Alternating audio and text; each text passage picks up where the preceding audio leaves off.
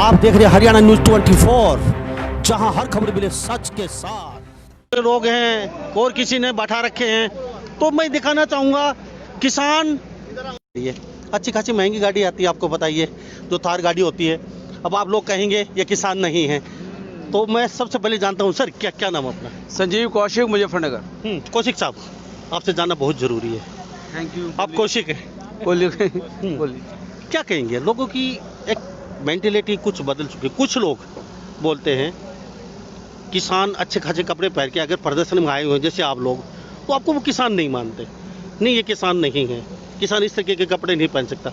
मैं आपसे जानना चाहूँगा, क्या ये गाड़ी किसान नहीं ले सकता? क्या आपने जो कपड़े डाल रखे हैं युवा बच्चों ने, क्या ये किसान नहीं है क्या? किसान एक जमीन का, धरती का सीना चीर के जब अन्न पैदा कर सकता है, फसलें पैदा कर सकता है, और इस सृष्टि के हर व्यक्ति का, जीव जंतु का, पशु पक्षियों का, हर नेता मंत्री संतरी का पेट भर सकता है, तो क्या उसको अधिकार नहीं है गाड़ी लेने का? उनके पास 2-2.5 लाख रुपए के भैंस के बेटा, मतलब झोटा जिसको बोलते हैं हमारे यहाँ, झोटा है, 10-10, 12-12 लाख रुपए की भैंसें हैं।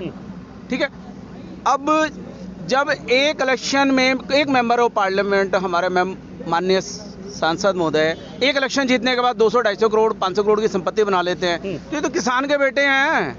ये तो दुनिया को खिला रहे हैं। ये गाड़ी घोड़ा तो इनका जन्मसिद्ध अधिकार है। पहले इनके बुजुर्ग बुग्गी रखते थे, फिर हमारे बुजुर्ग ट्रैक्टर रखने लगे, फिर हमारे बुजुर्ग गाड़ी घोड़ा जीप रखने लगे। अब ये न्यू जनरेशन के बच्चे हैं, कोई सीए की तैयारी कर रहा है, कोई मिनिस्ट्री में जाएगा, कोई मंत्री बनेगा, कोई संतरी। देखिए, सपना देखने का अधिकार सबका है। सपने को पूरा करने के लिए इनकी कितनी पीढ़ियां लग गई, ये यही बताएंगे, और मैं शायद बता दूं। अंग्रेजों के जमाने से लगे हुए हैं। वो जमाना और था, बाबा टिकैत का जमाना और था, राकेश जी का जमाना, और इन बच्चों का जमाना और है। तो किसान, अब रही बात फायदे की, पत्रकार महोदय मुझसे क्वेश्चन आप नहीं पूछ रहे, मैं बता रहा हूँ। किससे सारे पूछेंगे? हाँ, नहीं, आपने नहीं पूछा कि ये किसान, हम मेन क्या है, किसान के बच्चे हैं, तो किसान के मुद्दों पे बात करेंगे। मैं एक मिनट रोकना चाहूंगा। हाँ जी। पहले एक हुक्का और पीछे रखा है, क्या? हाँ जी। ये हुक्का क्या स्टाइलिश में, जो हमारे दर्शक लाखों देख रहे हैं अभी आपको, कोई स्टाइलिश नहीं है जी। हुक्का दिखाना चाहूंगा। मार वाला हुक्का नहीं है, ये देसी हुक्का है। इसमें चिलम भरी जाती है, तंबाकू रखा जाता है, इसे ठंडा कराया जाता है, फिर इसका आनंद लिया जाता है। यानी कि देसी ठाट के साथ बिल्कुल चौधरी वाला हुक्का है भाई, लटकाटने वाला कतई। हाँ, और मैं मुद्दे की बात करता हूँ, किसानों की बात। देखो, एक पत्रकार ने पूछा जी, ये जो रूल रेगुलेशन आए, 3 नियम आए, इनसे किसानों का क्या फायदा? मैंने कहा भैया, किसानों का यदि फायदा होता है तो 15 दिन से रोड पे बैठे हुए हैं, शीतलहर में पिट रहे हैं। फायदा तो अंबानी, अडानी जी और अमित शाह जी का और हमारे माननीय प्रधानमंत्री जी का फायदा है। इनका क्या फायदा है? हम तो फायदे नुकसान की लड़ाई लड़ ही नहीं रहे। ये तो अपने हक मांग रहे हैं। 3 मिनट का काम है, वो काले कानून हटा के नमस्ते कर दें, ये अपने घर जाएं। ये जो गवर्नमेंट ने तमाशा बनाया हुआ है, तो गवर्नमेंट अपने प्रोसेसिंग में लगे, काम पे लगे, हम अपने काम पे लगे। अब ये वार्ता, एक टाइम की वार्ता, 2 की, 3 की, 6 महीने की वार्ता। जय जवान, जय जवान, जय जवान, जय जवान, जय जवान। मोदी मीडिया जिंदाबाद, गोदी मीडिया, गोदी मीडिया। Thank you. तो हमारे साथ ये युवा हैं, ठंडे काफी है, लेकिन जोश 15 दिन बाद भी जीव क्या तू बरकरार है जी। जी हाँ, अभी मैं आपके पास आता हूँ, मैं आपके पास भी लौटूंगा। अभी 1 मिनट मेरे साथ बने रहिए। खान साहब, कहाँ से आए? रामपुर जिला से आए हूँ, ब्लॉक अध्यक्ष हूँ किसान यूनियन का। जी, हम अपनी मांग वो करना है, जो हमारे जैसे MSP जो लगाई वो करी है, उसमें हम 1000 रुपये का गेहूँ धान बेच के आए हैं, जो कि हमारा 1868 रुपये का रेट। तो हमें कितना घाटा हुआ है भाई? 868 रुपये का घाटा खा के हम यहाँ आए हैं। आज किसान अपनी मांग पूरी करने आया है, और जो घाटा है उसे पूरा करने के लिए आया है। खान साहब, कितनी जमीन है? मेरे पास, मेरी अपनी 12 एकड़ जमीन है। हम 4 भाई हैं, 2-2 एकड़ जमीन है। और अगर चाहते हैं तो मेरा नंबर निकाल के देख लें। खान साहब जी, लोग देख रहे हैं लाखों आपको अभी। जी जी। अब बता भी दीजिए, ये हिंदू मुस्लिम की लड़ाई नहीं है, नहीं, ये किसी कास्ट की लड़ाई नहीं है, ये किसान की लड़ाई है। देखिए, हमें जो आज तक इस उस पर लाकर ही तो आज इस लायक कर दिया कि हमें इन्होंने तोड़ के ये मुसलमान, ये हिंदू, ये ईसाई, ये सिख, इन्हें ऐसे कर करके मार के तो आज हमें इस लायक कर दिया जो हम रोड पे पड़े। हम अब ये नहीं चाहते। सभी किसान एकजुट है। हाँ, एकजुट है। मैं जाट हूँ, ये मुस्लिम है, ये ब्राह्मण है, वो मुस्लिम है, वो सरदार जी हैं, वो देखो सरदार जी हैं पीछे, और दूसरी कास्ट है। आप देख रहे हैं क्या कॉम्बिनेशन, देखो ये हिंदू अपनी मांग कर तो ये सब तस्वीरों में देख रहे हैं।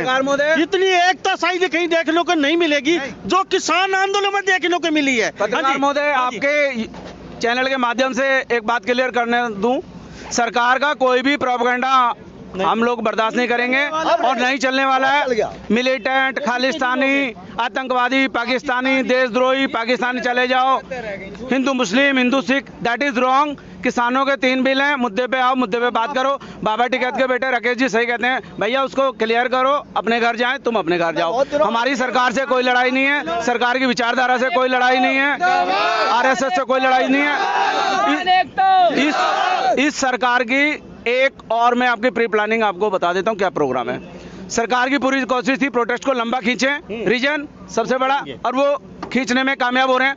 बट सब ये बेवकूफ़ी है, किसान टूट जाएंगे, किसान टूटने वाला नहीं है, किसानों में धड़ों में बंटने वाला नहीं है। और अमित शाह जी का जो एक सपना था कि ये प्रोटेस्ट लंबा खींचे और मैं इसके बाद 6 महीने तक बाद बंगाल में जाऊं विक्ट्री के लिए, वो अफसोस की बात है कि किस लंबा जरूर खींचेगा लेकिन इसका एडवांटेज उनको नहीं मिलेगा। अमित शाह जी होश में आओ please, I request to you Amit Shah ji, माननीय गृह मंत्री जी, प्लीज़ होश में आइएगा। Thank you. हवा चल चुकी है।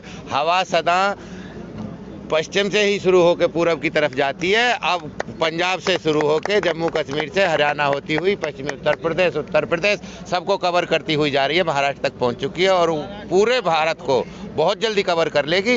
इनको पता चल जाएगा कि इनकी हैसियत क्या है। ये 2 से ही शुरू हुए थे, 2 पे ही खत्म होंगे। 2 पे ही खत्म होंगे। जय जवान, जय जवान। जो हमसे टकराएगा, जो हमसे टकराएगा, we want justice, we want justice, we want justice. हमारा हक हमें दो, हमारा हक हमें दो, हमारा हक हमें दो। नहीं दोगे तो छीन के लेंगे, नहीं दोगे तो छीन के लेंगे, नहीं दोगे तो छीन के लेंगे। नमस्कार। हमारा हक ऐसे रख, हमारा हक ऐसे रख, हमारा हक ऐसे रख, हमारा हक ऐसे रख, हमारा हक ऐसे रख। वाहिगुरु का खालसा। मैं साहब एक बात आपको कहना चाहता हूँ आपके माध्यम से कि जब 1947 में अपने अंग्रेज हमें खालिस्तान दे रहे तब हम लोगों ने लिया, अब हमें खालिस्तान बताया जा रहा है। हम खालिस्तान लेने के लिए आए हैं। जब हमें घर में आके दे रहे थे तब तो हमने लिया नहीं है। आज हमें जबरदस्ती खालिस्तान थोपा जा रहा है।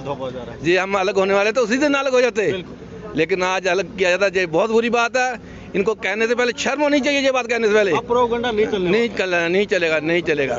लेकिन एक मैं और आपसे कहूँगा, जो ये हिंदू मुस्लिम सिख चला रहे हैं, पत्रकार जी मैं आपसे पूछना चाहता हूँ, जो आज आप खाना खा के आए हैं, जरा बताइए वो गेहूँ हिंदू का था या मुस्लिम का था, सिख का था? वो पानी पी के आए वो किसका था? हमें ये जरा बताइए वो किसका था? उसका किसान की क्या जात है, किसान का क्या धर्म है? ये क्यों हम लोगों को अलग अलग किया जाता है? बड़े शर्म की बात है। और बात कहें लेकिन ये बात ना कहें अच्छी बात है। ये इस बॉर्डर पे जितना भी जो किसान है, देखो इस बॉर्डर पे जितना भी जो किसान है वो पश्चिमी उत्तर प्रदेश या उत्तर प्रदेश और उत्तराखंड का है। यहाँ कोई भी पंजाब से बिलोंग तो नहीं कर रहा। वो खालिस्तान के लिए जैसे वो बदनाम किया जा रहा है, तो खालिस्तान के लिए तो केवल पंजाब के लिए मांगा जा रहा था, लेकिन ये उत्तर प्रदेश साथ क्यों है, उत्तराखंड साथ क्यों है? ये धीरे धीरे हवा चली है और ये चेंज करके मानेगी। पूरा ये चेंज होना है। ये आज की बात नहीं है, ये तो 6 साल से रिकॉर्ड करते जा रहे थे। मौका कोई मिला नहीं, किसान को कोई बेहतर मौका नहीं मिला था। अब ये इन्होंने बिल्कुल पहले हाथ दबा रहे थे, चलो कोई बात नहीं, दूसरा हाथ दबाया, पैर दबाया, अब तो इन्होंने सीधा गर्दन दबा दी। ये कानून लाके 3 काले अध्यादेश लाके, और हमारा एमएसपी का कोई कानून बनाया नहीं, उसमें डाला नहीं, कोई गारंटी दी नहीं, तो अब इन्होंने गला दबाया, तभी एक साथ ये चीख निकली है। चीख निकलते क्योंकि अब बर्बाद किया जा रहा है। जीएसटी कौन देगा? एंड यूजर कौन है? किसान। तो किसान की कोई भी आइटम ऐसा है जो छूटा हुआ है? सब पे जीएसटी है। जबकि पहली सरकार थी या जो भी था पीछे, तो सब्सिडी तो अलग मिलती थी और बोनस अलग मिलता था। और कोई भी चीज हम लेने जाते थे, मान लो ट्रैक्टर खरीदा है तो उसके साथ में पुली भी मिलती थी, ड्रोवाल भी मिलता था, टॉपलिंग भी मिलता था, बहुत सारी एसेसरी जैसे मिलती थी, एयर प्रेशर भी मिलता था, हवा भरने वाला भी फ्री में मिलता था। वो तो बंद किया ही किया। उसके बाद में उसका जो हमारा बोनस था वो भी इन्होंने बंद कर दिया फसलों पे, जो भी कोई अपना प्रदेश देना चाहता था मोदी जी ने वो भी बंद किया सबसे पहले आके। और जो हमें जो सब्सिडी मिलती थी ट्रैक्टर पे, वो सब्सिडी ना मिलकर और 28% जीएसटी ठोका है। जीएसटी ठोका है जी। पत्रकार साहब, हाँ। ये जो कहा जाता खालिस्तान कहा जा रहा है सरदार जी को, हमारे यहाँ ढाका खिलाता था। मैं ढक्का नगलिया गांव का रहने वाला हूँ। इतनी जमीन जो वहाँ 2000 बीघा रकबा सरदारों ने तोड़ा है, उसमें शेर भी रहते थे।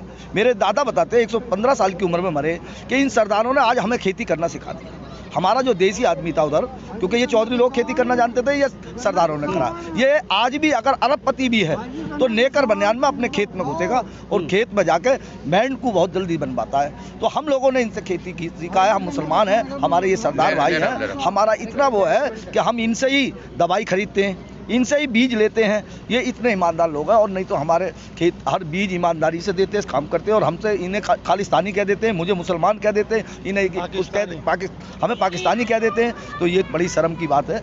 हमारा ही कमा हुआ खा रहे हो और हमें ही भौंक रहे हो। बांटने का डिवाइडर। जी जी। पहले जो चुनाव हुआ था यूपी में, विधानसभा का चुनाव हुआ था, तो इन्होंने बहुत जोर शोर से मोदी जी ने बोला था पहली कैबिनेट में कर्जा माफ कर देंगे। हाँ। दूसरा बोला था, दोबारा से जब इलेक्शन आया फिर बोला कि आपके चलो कोई बात नहीं, गलती हुई है, गन्ना का भुगतान मात्र 14 दिन में होगा। अब 14 महीने भी हो गए, गन्ना का 18,000 करोड़ रुपए पड़ा हुआ, क्यों नहीं भुगतान हुआ? नई पेराई का सीजन शुरू हो गया। झूठ पे झूठ शुरू हो गया। हाँ। अभी तक रेट नहीं मालूम कि हमारा गन्ना किस रेट बिक रहा है। पिछले रेट से कम बिक रहा, पिछले रेट पे बिक रहा कि अगले रेट पे बिक रहा। इस सरकार की तो ये नीति हो गई कि किसान को कति बर्बाद करने का सोच रहे हैं। और किसान भी अब के इस रोज मन बना के आ गया, आर पार करके जाएंगे, आर पार करके जाएंगे, आर पार की होगी। जी जी जी जी, क्या कहेंगे सर? अच्छा बताइए।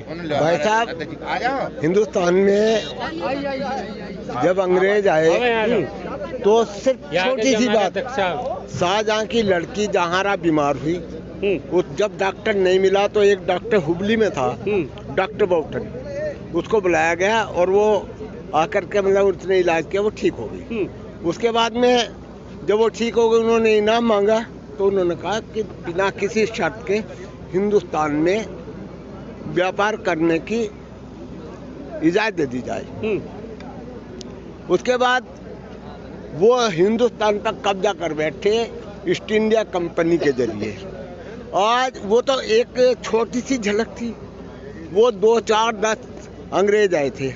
आज हम खुद एफडीआई के जरिए पूरी दुनिया को अपने आमंत्रित कर रहे हैं। पूरी दुनिया को आमंत्रित कर रहे हैं। बिल्कुल बिल्कुल बिल्कुल। और ठीक है जी। तो मैं एक मिनट युवा को, सर एक मिनट, अभी एक मिनट। तो मैं यहाँ कुछ युवा हैं, उनकी प्रतिक्रिया लेते हैं।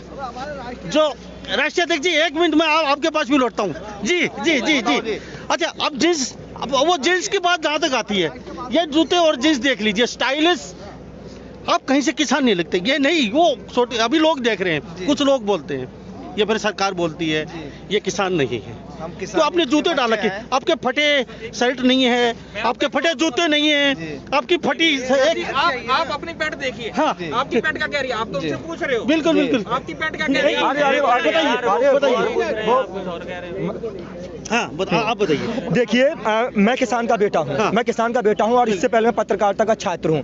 मैं किसान का बेटा हूँ। क्या मतलब ये तय है कि किसान जींस का पैंट नहीं पहनेगा? जब मोदी जी खुद को फकीर कहते हैं और 10 लाख का सूट पहनते हैं, 8,000 करोड़ के प्लान में मोदी जी जो है चलते हैं, तो मोदी जी खुद को फकीर कहते हैं, तो किसान क्या है? किसान धोती कुर्ता हमारे पूर्वज पहनते हैं ना। किसान का बेटा होके क्या किसान का बेटा जींस नहीं पहनता? किसान जींस नहीं पहनता। ये क्यों कहा जाता है कि किसान जींस पहन रहा है? जब मोदी जी फकीर होकर 10 लाख का सूट पहनेंगे और 8,000 करोड़ के प्लान में चलेंगे, तो ये जाहिर सी बात है, किसान है हम लोग, हम किसान के बेटे हैं। हमने देखा है, बचपन से देखा है, हमारे घरों में खेती होती आई है। ये किसान, नौजवान, मजदूर सबकी लड़ाई है और सब एक साथ होकर लड़ेंगे। और आज यहाँ पे किसानों के साथ नौजवान भी बड़ी संख्या में मौजूद हैं और सभी लोग मौजूद हैं। और जब तक सरकार ये जो कानून है उनको वापस नहीं ले लेती है, तब तक ये किसान बिल्कुल भी हटने वाले नहीं हैं। Thank you. जी जी वाहिगुरु का खालसा वाहिगुरु जी की फतेह। अच्छा, अभी काफी दिन से मोबाइल में लगे हो, ये जीप आपकी काफी महंगी आती है थार जीप जी, ये महंगी भी आती है और इस पे हमने शौक से ये थोड़ा मॉडिफाई वगैरह करवाई है अपने शौक के लिए। स्टूडेंट हैं, आपको पता है, कॉलेज वगैरह जाने के लिए। हाँ जी। तो कभी सरकार ये बोलने लग जाए बाहर से फंडिंग हुई है, ये सरकार को पता है, सरकार के लिखा पढ़ी में हो सकता है मोदी जी हमें कहीं से दिलवा, अडानी अंबानी से दिलवा के गए हो भाई, हमें तो पता नहीं, लेकिन मोदी जी को शायद पता हो, या मोदी जो चमचे हैं, जो उनके भक्त हैं, उनको ज़्यादा पता हमसे भाई, हमें तो नहीं पता। हमें ये पता कि हमें यहाँ पे ये है, और जब हम खेत में जाते हैं तो हमारे पास में चप्पल भी नहीं होती है, खेत में जब काम करते हैं तो खेती के हिसाब से करते हैं, जब घूमते हैं अपने ऐश पूरे करते हैं भाई। बिल्कुल ठीक है ना सर। अच्छा, पंजाब का कोई मैसूर गाना आपका कोई क्या क्या फेवरेट है?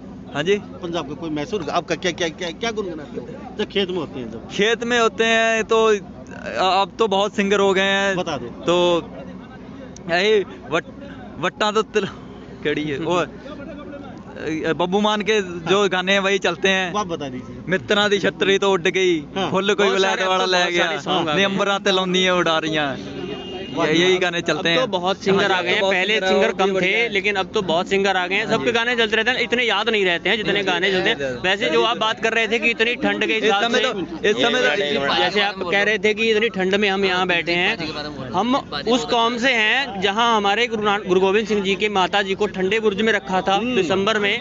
वो ठंड ज्यादा थी या ठंड ज्यादा है? हमारे लिए ठंड कुछ भी नहीं है, ठीक है ना। और दूसरी बात ये है, अब मोदी जी कहते हैं कि ये बैठे रहेंगे, हम खुला राशन है हमारे पास, 6-7 महीने का राशन हम लेके आए हैं, और आपने देख ही लिए लंगर चल रहे हैं, अटूट चल रहे हैं। अब हम फ्री हैं, हमारा भाई हैं वो पानी लगा रहे हैं, हम यहाँ बैठे हैं, जब काले कानून वापस करवा कर ही जाएंगे, वैसे नहीं जाएंगे।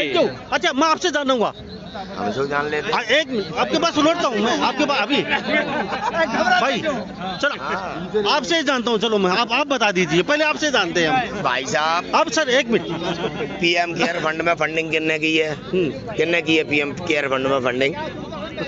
किसने की है? आप बता दीजिए, हम नहीं बोल सकते। मैं कह रहा हूँ ना, प्रधानमंत्री मोदी जी कह रहे हैं जो लोग पीएम केयर फंड में फंडिंग करने वाले थे ना, वही हमारे देश में फंडिंग कर रहे हैं। और मैं आपको बता देना चाहता हूँ, ये किसानों ने देश आत्मनिर्भर किया है। अब जीन्स के ऊपर बात करके इन गाड़ियों को दिखा के गुमराह मत करो देश को। जो नरेंद्र मोदी जी 8,500 करोड़ के विमान में घूम रहे हैं, वो इन किसानों की मेहनत पे घूम रहे हैं। जब लॉकडाउन हुआ था तो नरेंद्र मोदी भारत के प्रधानमंत्री ने तो हाथ खड़े कर लिए थे। इन किसानों ने ही देश के नागरिकों को, जो भूखे प्यासे थे ना सड़कों पे, उन लोगों को इन लोगों ने पाला था।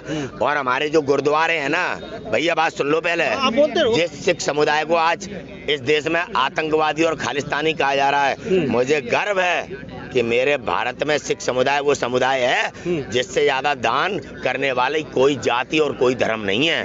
लोग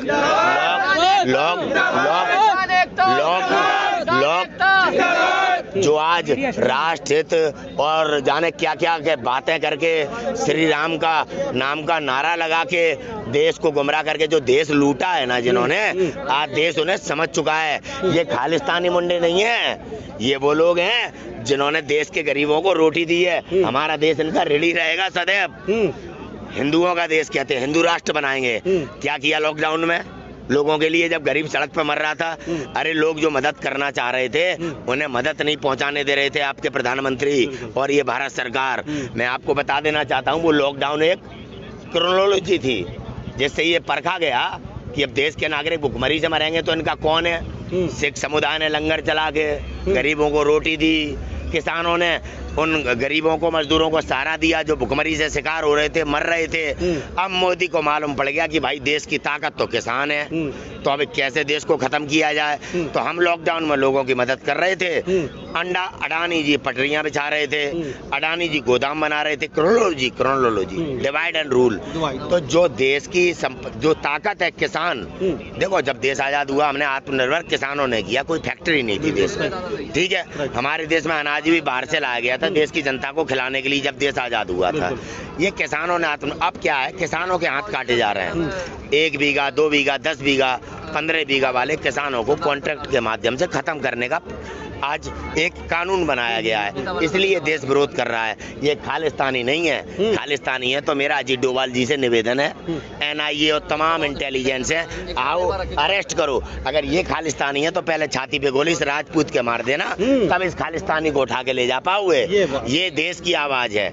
किसान का चरित्र ना जाति से ना धर्म से है। किसान वो है जो अपने कंधे पे हल लगा के कंधे पे रख के चलता है। इनके माँ बाप ने खेतों में पसीना बहाया है, अपने माँ बाप की संघर्ष परिश्रम से आज ये गाड़ी में घूम रहे हैं। ये 2 कौड़ी का आदमी जो चाय वाला बन के देश लूट ले गया, वो हमसे कह रहा है कि गाड़ी कहाँ से आई? अरे मेहनत से, मेहनत से। ये क्षत्रिय कौम है।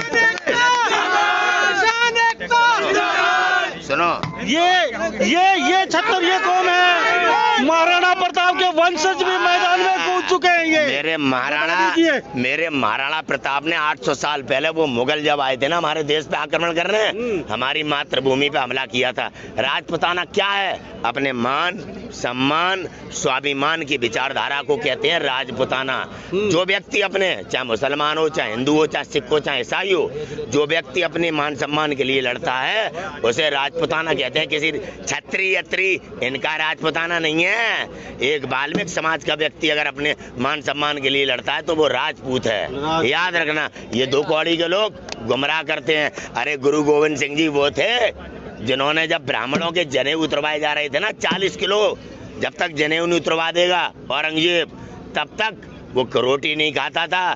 तब मेरे गुरु गोविंद सिंह जी और उनके बच्चों ने कैसा बलिदान दिया है। आय हाय, आज इस मातृभूमि की रक्षा में जो ये नौजवान खड़े हैं, हम हैं महाराणा, हम हैं गुरु गोविंद सिंह जी। और ये जो कोठियों में बैठ के आज हमें आप खालिस्तानी कह रहे हैं, इनकी आतंकवादी साध्वी हुई प्रज्ञा सिंह ठाकुर संसद में बैठी है। पहले इनके मुंह देख लो, इनकी औकात देख लो। हम तो किसान हैं, हम तो किसान हैं। इन्हें देखो, इन्हें देखो, इन्हें देखो, इन्हें देखो, सुनो, इन्हें देखो। जो देवेंद्र सिंह जिसने हमारे देश में संसद पे हमला किया और तमाम जिस आतंकवादी बनाया गया अफजल गुरु को, उस अफजल गुरु ने कहा सुप्रीम कोर्ट से कि ये जो आपका देवेंद्र सिंह है ये मुझे लाया था। किसने आवाज दबाई?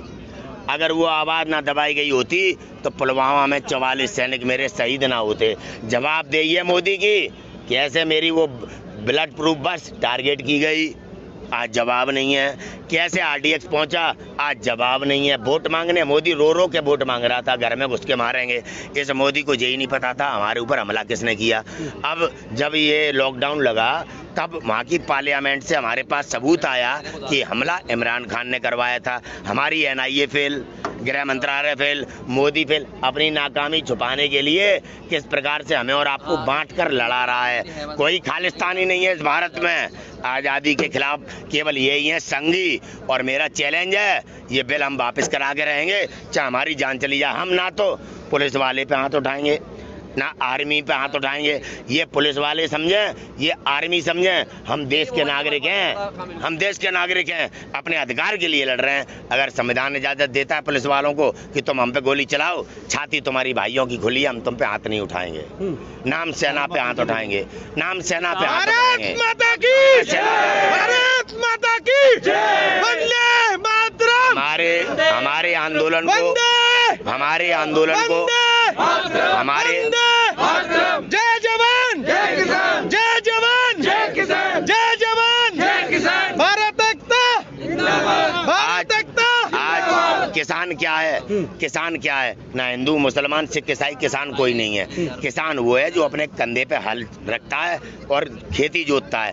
अब अंबानी जी पे 1000 बीघा है लेकिन वो किसान नहीं है। किसान कौन है? जो अंबानी जी के खेतों में गेहूं बोता है और काटता है और लोड करता है, मंडी तक पहुंचाता है, कीमत अडानी वसूलता है। अब वो बिल लागू कर दिया है। अगर आप मान लो, चलो किसान विरोधी जो ये बिल है जिसका हम विरोध कर रहे हैं, अगर ये हमारे हित में है तो उद्योगपतियों का क्या काम है? आज तक 73 साल आज़ादी के हो गए। टमाटर, प्याज, आलू जो आम जनता की जरूरत की चीज़ें हैं, उन चीज़ों के स्टॉक पे पाबंदी थी, उन चीज़ों के रेट पे पाबंदी थी। ठीक है, अब उद्योगपति आ गए तो सारी पाबंदियां खत्म। किसान के अधिकार उद्योगपति को क्यों? सबसे बड़ी बात ये है, गुमराह सरकार कर रही है। आज देश के किसानों की छुट्टियां किसान है जो 1 बीघा, 5 बीघा, 12 बीघा, 15 बीघा, इनकी जमीन को अपने उद्योगपतियों के हवाले कर्जे देकर कर्जे में जमीन छीन लेंगे। ये कानून पंडित जवाहरलाल नेहरू जी लागू कर रहे थे कि भाई ऐसा कॉन्ट्रैक्ट कानून से किसानों का भला हो जाएगा। उस समय चौधरी चरण सिंह जैसे नेता थे, किसान थे वो, ये देश का किसान जानता है चौधरी चरण सिंह जी किन के नेता थे। ये तो मैं नहीं बहलाला किसी को। चौधरी चरण सिंह जी ने नेहरू को बताया कि नेहरू जी हमारे देश में जमीन के पीछे भाई भाई को गोली मार देता है, तो ये कानून हमारे देश में कामयाब नहीं होगा। तो तुरंत पंडित जवाहरलाल नेहरू ने इस कानून को खट्टे में डाल दिया। आज उद्योगपतियों ने प्रचार करके मोदी को प्रधानमंत्री बनाया। ये देश जानता है, वरना अडवाणी होते। बहुत सही जी, क्या कहेंगे 2 शब्दों में? जब मोदी जी बोलते हैं कि मेरा 56 इंच का सीना है, तो आज किसान भाइयों के बीच में मोदी जी आते क्यों नहीं है? जब किसान अपनी उपजाऊ जमीन पे, अन्नदाता जब गरीबों का, अमीरों का पेट भरने के लिए अनाज, सब्जी, फल फूल अगर देते हैं, तो मोदी जी किसानों के बीच क्यों नहीं आते? मोदी जी पहुंच जाते हैं पाकिस्तान, कहते हैं मैं भाइयों बहनों मैं 56 इंच का सीना लेके आया हूँ, मैं 56 इंच का सीना लेके आया हूँ। आप मुझे जिस चौराहे पे बुलाओगे मैं आपका तावेदार हूँ। आज मोदी जी हमारे बीच क्यों नहीं आते? अगर एक अमित शाह के लड़के की 50,000 की कंपनी 50,000 करोड़ में तब्दील हो जाती है, तो ये किसानों के क्या हक नहीं है कि जींस की पैंट पहनना, टी शर्ट पहनना, गाड़ी में चलने की औकात किसान की नहीं है क्या? हम भी पहन सकते 10,000 का जूता। हम कमाना जानते हैं, हम किसान मेहनत करना जानते हैं, अपने खेत में पानी लगाना जानते हैं, तो जूता पहनना भी जानते हैं। मोदी जी बोलते हैं कि मेरा 56 इंच का सीना। अरे आ जाओ ना हमारे किसान भाइयों के बीच में, हमारे बीच में आके बैठ के तो देखो। अडानी अंबानी के घर जाके आप दावत खाते हो, तो हमारे बीच में खा के देखो ना, पता चलेगा आपको 56 इंच का सीना क्या होता। ये तो मजदूर और किसान जानता है कि 56 इंच का सीना क्या होता है। चीर के देखोगे तो खून निकलेगा, और फाड़ के देखोगे तो दिल निकलेगा। ये किसान का सीना है, किसी का नहीं है, या नेताओं का सीना नहीं है, ये किसान का सीना है। इसी बात पे अपनी भाषा बयान करता हूँ। जिंदाबाद,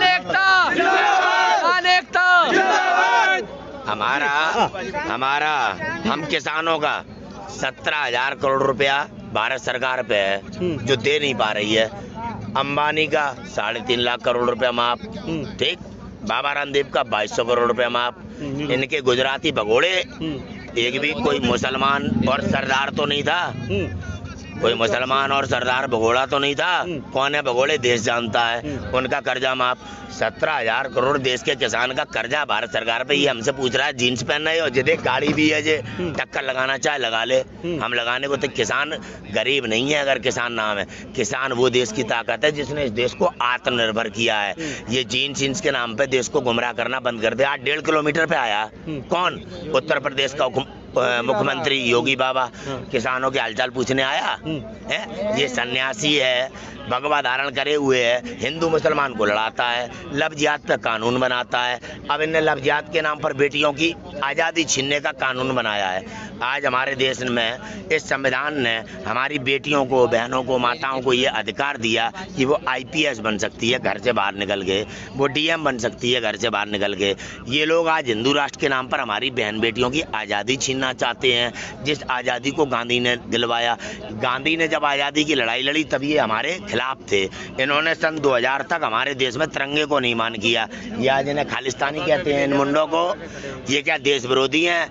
अरे जो लोग आतंकवादियों के साथ खड़े हैं, जो लोग बलात्कारियों के साथ खड़े हैं, अभी वाल्मीकि समाज की बेटी को जलाया उत्तर प्रदेश में, 8 पुलिस वाले मारे गए। गृह मंत्री की ना आंख में कोई बात आई ना कुछ। अब बंगाल के नाम पर राजनीति कर रहा है। अभी दिल्ली में दंगे कराने वाला कौन था? बुलंदशहर में सुबोध सिंह एक SI हैं, उनकी गौरक्षा के नाम पे हत्या कर दी गई। हत्या करने वाले बजरंग दल के आदमी, हिंदू परिषद के आदमी, इन लोगों के खिलाफ कार्रवाई नहीं करते। ये खालिस्तानी है। अरे किस प्रकार से देश को डिवाइड एंड रूल के अंग्रेजों के नियम से तोड़ रहे हैं ये संघ और भाजपा के लोग। ये भारत के प्रत्येक नागरिक को सोचने समझने की जरूरत है।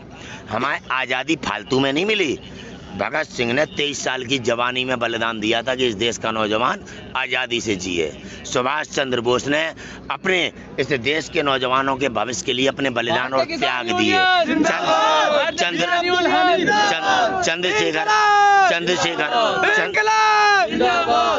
चंद्रशेखर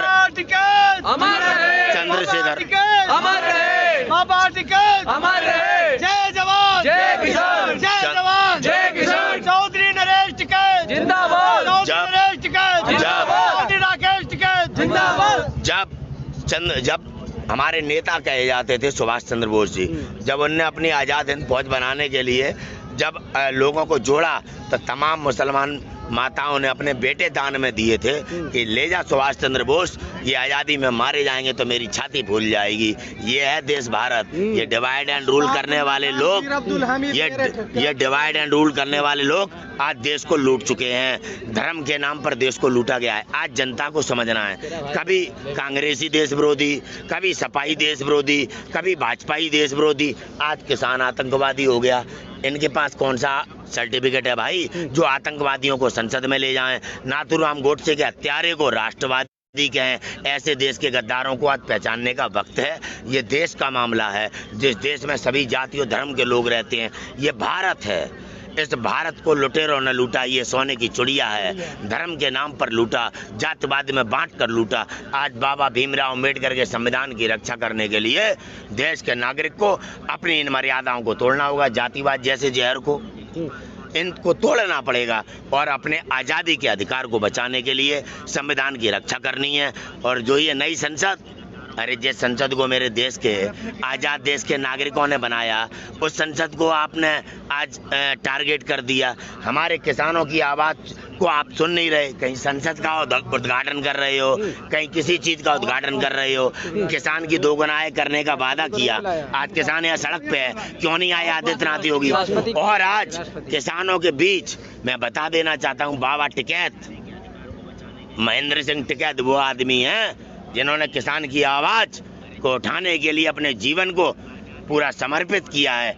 आज ये महेंद्र टिकैत सिंह की फौज है जो हिंदू, मुसलमान, सिख, ईसाई के रूप में आज अपने अधिकार लेने आई है। हमें बांटने का साहस मत करना। आज अगर ये है तो ये भी टिकैत हैं, ये भी टिकैत हैं। हम गुरु गोविंद सिंह जी हैं। हाँ, हम आज न्याय के लिए लड़ रहे हैं। हमें बांटने का साहस मत करना। जो टिकैत जी को मानता है वो भी राष्ट्रीय है, और जो अपने गुरुओं को मानता है वो भी राष्ट्रीय। हमारी लड़ाई एक है, बंटना नहीं है धर्म के आधार पर। जी, क्या कहेंगे? किसान सभी एक हैं, कोई किसी के ना तो धर्म है ना जाति है। सही हिंदू, मुस्लिम, सिख, ईसाई सब हैं आपस में किसान भाई भाई, ठीक है ना। तो हमारा यही उद्देश्य है, यही हमारी मांग है। ये 3 कानून, काले कानून वापस होने चाहिए। हम तब तक यहाँ से नहीं जाएंगे जब तक ये काले कानून वापस नहीं होंगे, ठीक है ना। तो ये युवा मेरे साथ मौजूद हैं। जी बेटा, मैं आपसे जानूंगा, आप बता दीजिए। अच्छा, कितने दिन हो गए यहाँ पे? जी 15 दिन हो गए। 15 दिन हो गए। 15 दिन से? जी। आप बताइए। 15 दिन हो गए। क्या नाम है? मोहम्मद फैसल। अच्छा, घर पे क्या बोल के आए? कि किसान एकता में जा रहे हैं। किसान कब लौटेंगे? जब तक यहाँ पे खत्म नहीं होने का। क्या बोल के आए? जब तक ये खत्म नहीं होएगा। खत्म नहीं होगा जब तक हक नहीं मिलेगा, जब तक नहीं जाएंगे। खत्म करके ही जाएंगे यहाँ से। हम जीत के जाएंगे यहाँ से। तो ये हमारे बच्चे हैं, हमारे बिना आदेश के कैसे चले जाएंगे? किसानों के बच्चे हैं ये, अपना हक लेने आए हैं, अपने बुजुर्गों के पीछे खड़े हैं, अपने बुजुर्गों के साथ बने हुए हैं। उनकी पीठ पे हाथ है कि हम आज आप पीछे हटो, हम आगे बढ़ेंगे। लेकिन पहले हम ही हटेंगे, क्योंकि इनको कुछ देखना है और हम सब कुछ देख चुके। हमारी 50-55 साल एज आ गई, हम पोती पोतों वाले हो रहे हैं। हम इनको कैसे लगा देंगे आगे? हमें तो खुद हटना है, पहले हम है, उसके बाद ये है। देखो, हमने किसान लोगों ने इनकी सरकार इतनी पूर्ण बहुमत के साथ बनाई थी, इस उद्देश्य से बनाई थी कि हमें कुछ मिलेगा, क्योंकि इनका जवाब था, इनकी लहर थी, हर हर मोदी, घर घर मोदी, हर हर मोदी, घर घर मोदी। हमने तो घर घर में मोदी मोदी छाप दिया कि हमारे दिन जो है हमारे भविष्य में लहर आएगी, हमारी आमदनी दुगनी कराएंगे। दुगनी तो दुगनी, जो हमारे हाथ में रोटी का टुकड़ा रखा था वो भी छीनने वाला है हमारा, तो वो भी छीनने वाला है। जी जी, हम तो लूटने वाले हैं।